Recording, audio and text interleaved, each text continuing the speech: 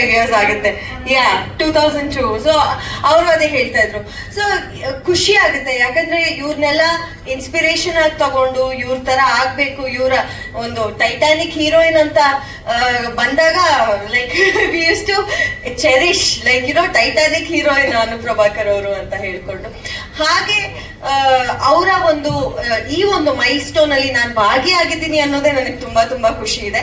So congratulations and I love you. And cinema ಬಗ್ಗೆ ಹೇಳ್ಬೇಕಂದ್ರೆ Hagga cinema, ಮೊದಲನೇದಾಗಿ ಚೀಫ್ ಗೆಸ್ಟ್ ಥ್ಯಾಂಕ್ಸ್ ಹೇಳ್ಬೇಡ. ರಘುವರೇ ಥ್ಯಾಂಕ್ ಯು.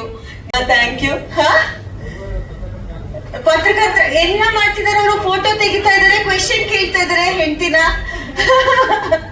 ಸೊ ಅಮ್ಮ ನಿಮ್ಗೂ thank you. And Priya ma'am always gorgeous. ಅದ್ ಹೆಂಗೆ ಅಂದ್ರೆ ಪ್ರಿಯಾ ಮ್ಯಾಮ್ ಬಂದ್ಬಿಟ್ರೆ ಅದೊಂಥರ ಈ ಗ್ಲಾಮರ್ ಕೋಶಂಟ್ ಬೇರೆ ಬೇಕಾಗೇ ಇಲ್ಲ, ಬಂದ್ ನಿಂತ್ಕೊಬಿಟ್ರೆ ಬಳ ಬಳ ಬಳ ಬಳ ಅಂತ ಹೊಳಿತಾ ಇರ್ತಾರೆ. So thank you Priya ma'am, always love you too, love you all the time.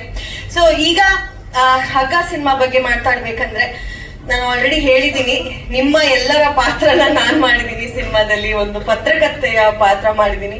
ಪತ್ರಕರ್ತೆಯಾಗಿ ಒಂದಷ್ಟು ಏನ್ ಹೇಳೋದು